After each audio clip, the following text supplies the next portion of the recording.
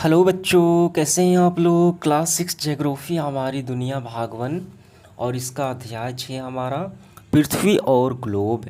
आइए इस चैप्टर के सारे अभ्यास के प्रश्नों को हम लोग हल करते हैं। देखिए सबसे पहले क्या है हमारा ऑब्जेक्टिव क्वेश्चन, काफ़ी ध्यान से आपको समझने हैं। पहला है, एक देशांतर से दूसरे देशांतर की दूरी तय करने में सूर्य को कितना समय लगता है। देखिए काफ़ी सिंपल है। देखिए ये लाल वाली जो रेखाएं हैं गोल, इसे अक्षांश रेखा कहा जाता है और ये देशांतर रेखा कहा जाता है सीधी। देशांतर रेखा के जो बीच की दूरी है बिल्कुल एक समान होती है और टोटल 360 देशांतर रेखाएं होती हैं। और इन देशांतर रेखाओं से जो ब्लू वाली हैं इनसे समय का आकलन किया जाता है। ठीक है, यानी एक देशांतर से दूसरे देशांतर पहुंचने में 4 मिनट का समय लगता है। अगर हम यहाँ से यहाँ पहुँचे फिर यहाँ से यहाँ पहुँचे तो किसी के मध्य पहुँचे तो वो 4 मिनट का समय लगता है। समझ में आ गया। ऑप्शन नंबर ए हमारा बिल्कुल सही हो जाएगा। और देखिए दूसरा सवाल, सबसे अधिक गर्मी कहाँ पड़ती है वो हमें बताना है। देखिए पृथ्वी को 3 कटिबंध में बांटा गया है। पहला है उष्ण कटिबंध, उष्ण मतलब होता है गर्म। समशीतोष्ण कटिबंध बराबर यानी गर्म और ठंडा दोनों। और एक होता है शीत कटिबंध। ठीक है, ये ध्रुवों पर होती है शीत कटिबंध। और यहाँ पे देखिए ध्रुवों पर सूर्य की किरणें ऐसे आएंगी तो काफ़ी तिरछी पड़ेंगी ऐसे। ठीक है, तो इसलिए यहाँ पे ठंडा होता है। और थोड़ी सी तिरछी पड़ेंगी सम पे, यानी यहाँ ठंडा और गर्म होता है, दोनों बराबर होते हैं। लेकिन यहाँ पे सूर्य की किरणें ऐसे लंबवत पड़ेंगी ऐसे। ये पूरा भाग लाल वाला सबसे ज़्यादा गर्म होता है। समझ में आ गया। तो कहाँ गर्मी होती है सालों भर? उष्ण कटिबंध क्षेत्रों में। तो इसका ऑप्शन नंबर सी हमारा बिल्कुल सही हो जाएगा। तीसरा है कर्क रेखा है। कर्क रेखा की स्थिति हमें बताना है। तो काफ़ी सिंपल है। देखिए ये वाली जो रेखा है इसे कहा जाता है कर्क रेखा। इसकी स्थिति देखिए 23.5 डिग्री उत्तरी अक्षांश। ये कहाँ है? उत्तरी ध्रुव में है तो इसलिए उत्तरी अक्षांश। और मकर रेखा 23.5 डिग्री, ये दक्षिणी अक्षांश हो जाएगा। लेकिन प्रश्न में क्या है? कर्क रेखा। तो ये क्या होगा?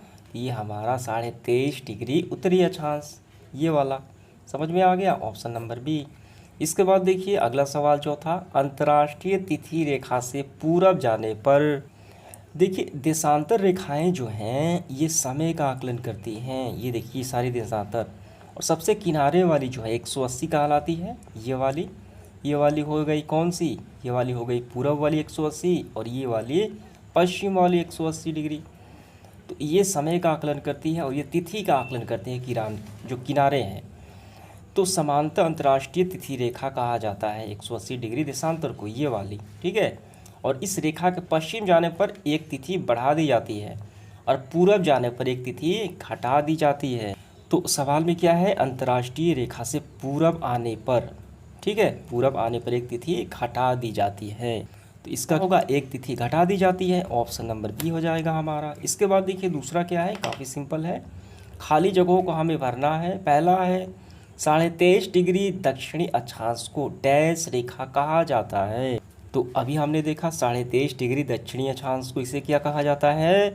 मकर रेखा कहा जाता है। तो हम यहाँ पे लिखेंगे, देखिए हम यहाँ पे क्या लिखेंगे? हम यहाँ पे लिखेंगे मकर रेखा।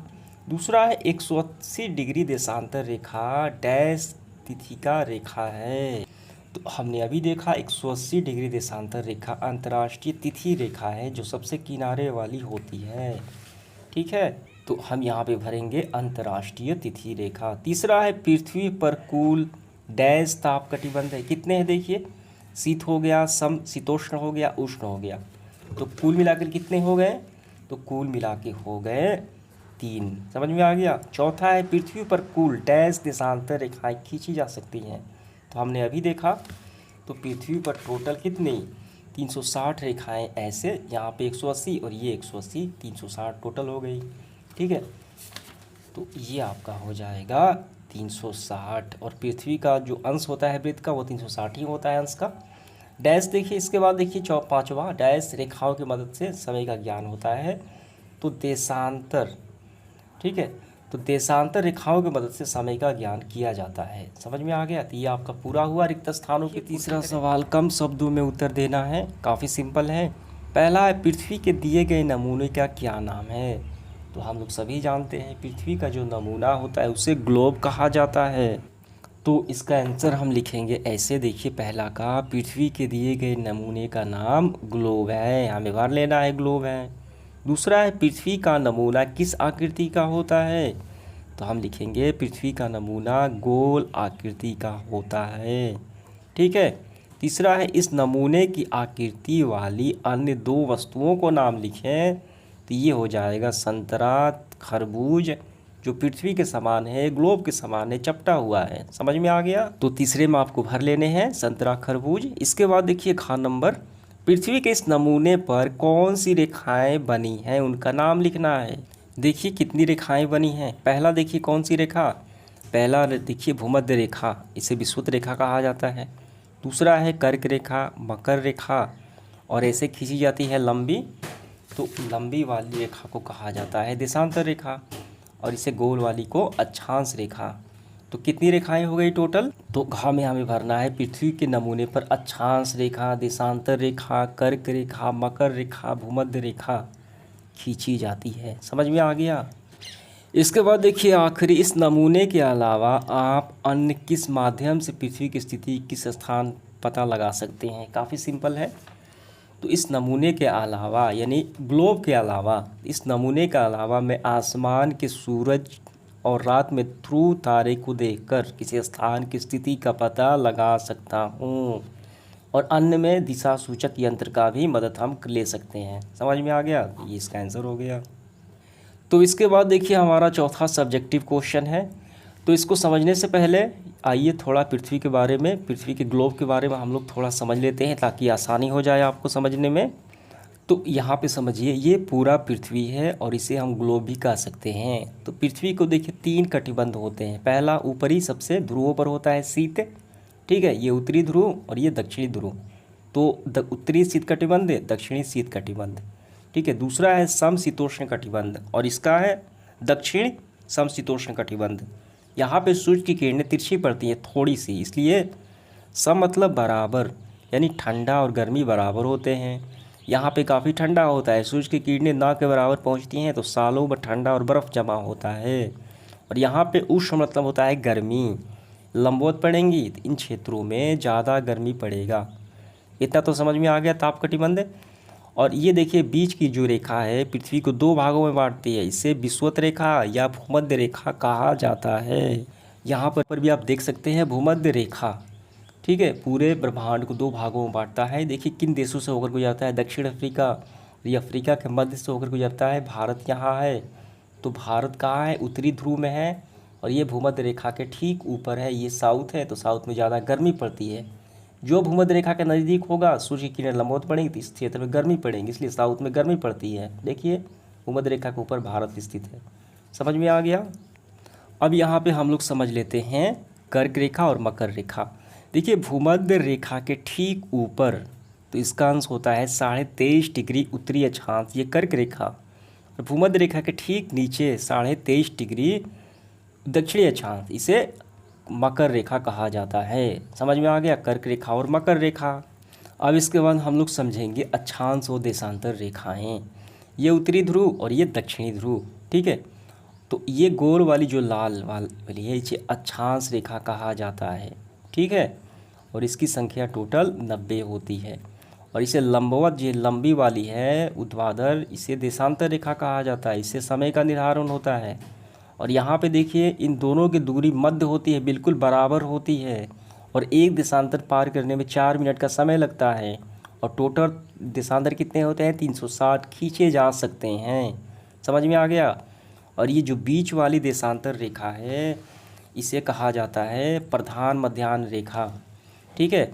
और सबसे किनारे वाली है उसे 180 देशांतर रेखा कहा जाता है, जो अंतर्राष्ट्रीय तिथि रेखा है, ये किनारे वाली दोनों, ठीक है, और बीच वाली मध्याह्न रेखा आ गया। तो आइए इसके पहले सवाल हम करते हैं, अक्षांश वृत्त किसे कहते हैं। तो इसका आंसर लिखेंगे भूमध्य रेखीय वृत्त एक किसी स्थान के बीच जो कोण बनाता है तो उसे उस स्थान का अक्षांश वृत्त कहते हैं। जैसे देखिए यहाँ पे इतना कोण बनाया, यहाँ पे 60 अंश का कोण बनाया गोल वाला, ये अक्षांश वृत्त हो गया। समझ में आ गया। तो ये इसका आंसर हो गया। दूसरा देखिए, दो प्रमुख अक्षांश रेखाओं के नाम हमें बताना है। तो हम लोग सभी जानते हैं दो प्रमुख अक्षांश रेखाएं हैं। पहला है कर्क वृत्त रेखा यानी कर्क रेखा 23.5 डिग्री उत्तरी अक्षांश, और दूसरा है मकर रेखा, इसे 23.5 डिग्री दक्षिणी अक्षांश कहा जाता है। ठीक है, ऐसी जो खींची जाती है अक्षांश रेखा और ऐसे देशांतर रेखाएं। तो इसका क्या होगा, इसका हम लिखेंगे दो प्रमुख अक्षांश रेखाएं, कर्क रेखा, मकर रेखा। तीसरा सवाल, पृथ्वी पर कितने कटिबंध हैं? इन कटिबंधों की विशेषता लिखिए। काफ़ी सिंपल है। पृथ्वी पर 3 कटिबंध हैं, शीत कटिबंध, समशीतोष्ण कटिबंध, उष्ण कटिबंध। अब इसकी विशेषता बताना है। यहाँ पे सूर्य की किरणें काफ़ी कम पहुँचती है, इसलिए ठंडा होता है। यहाँ पे बराबर पहुँचती है, थोड़ा सा तिरछी, ठंडा गर्म दोनों होता है। यहाँ पे लंबवत पहुँचती है, इसका मतलब यहाँ पे ज़्यादा गर्मी होता है। तो इसका लिखेंगे हम इस तरीके से आंसर। देखिए, पृथ्वी पर 3 कटिबंध है जो निम्नलिखित हैं। उष्ण कटिबंध यह भूमध्य रेखा क्षेत्र है, यहाँ सूर्य की किरणें लंबवत पड़ती हैं जिससे ज़्यादा गर्मी होता है। दूसरा समशीतोष्ण कटिबंध, यहाँ सूर्य की किरणें थोड़ा तिरछे पड़ती हैं, यहाँ तापमान बराबर रहता है। तीसरा शीत कटिबंध, इन क्षेत्रों में सूर्य की किरणें काफ़ी तिरछे पड़ती हैं, अतः हमेशा ठंड रहती है। 6 महीने दिन और 6 महीने रात होती है। समझ में आ गया? ये आपका क्लियर हो गया। तो ये पूरा आपका आंसर हो गया। इसके बाद देखिए चौथा, देशांतर रेखा किसे कहते हैं? तो मैंने बताया जो उत्तरी ध्रुव और दक्षिणी ध्रुव, ये जो मिलाने वाली रेखाएं खींची जाती है पृथ्वी पर ग्लोब पर, ये काल्पनिक रेखाएं, इसे अक्षांश देशांतर रेखा कहा जाता है और इसे समय का ज्ञान होता है। और टोटल 360 होती है देशांतर रेखाएं। समझ में आ गया? तो इसका आंसर हम लिखेंगे काफ़ी सिंपल से तरीके से, इस तरीके से। देखिए, देशांतर रेखाएं जिन्हें मेरिडियन कहा जाता है, काल्पनिक रेखाएं हैं जो पृथ्वी को विभाजित करती हैं। ये ध्रुव से ध्रुव तक चलती हैं और कुल संख्या 360 है। और एक लाइन लिख लेना है, ये समय का निर्धारण करने में कार्य करती हैं। समझ में आ गया? इसके बाद देखिए पांचवा सवाल, प्रधान मध्याह्न रेखा क्यों महत्वपूर्ण है? देखिए, ये बीच वाली जो देशांतर रेखा है इसे प्रधान मध्याह्न रेखा कहा जाता है। ये क्यों महत्वपूर्ण है? तो इसका हम लिखेंगे यहाँ से, एक वृत्त में 360 होते हैं देशांतर रेखाएं। ठीक है, और उसी आधार पर पृथ्वी पर 360 देशांतर रेखाएं खींची जा सकती हैं। इनमें से 2 देशांतर रेखाएं महत्वपूर्ण मानी जाती। ये हैं 0 डिग्री और दूसरा है 180 देशांतर रेखाएं। 0 डिग्री देशांतर को प्रधान देशांतर रेखा या प्रधान मध्याह्न रेखा कहा जाता है। समझ में आ गया? तो यहाँ तक आप कर लेने हैं। ये वाली जो बीच वाली होती है प्रधान मध्याह्न रेखा 0 डिग्री देशांतर पर होती है। इसके बाद देखिए अगला सवाल 6 नंबर, अक्षांश रेखाओं और तथा देशांतर रेखाओं की कुल संख्या कितनी है? काफ़ी सिंपल है। अक्षांश रेखाओं की संख्या हो गई आपकी 180, 90 और 90, और देशांतर रेखाओं की संख्या हो गई 360। समझ में आ गया? तो ये आपको लिख लेना है। तो इस तरीके से सेशन समाप्त हुआ। ये पांचवा जो सवाल है ये ग्लोब रहने पर आप इसे हल कर सकते हैं। ठीक है, ये भी काफ़ी सिंपल है, आप अपने से भी कर सकते हैं।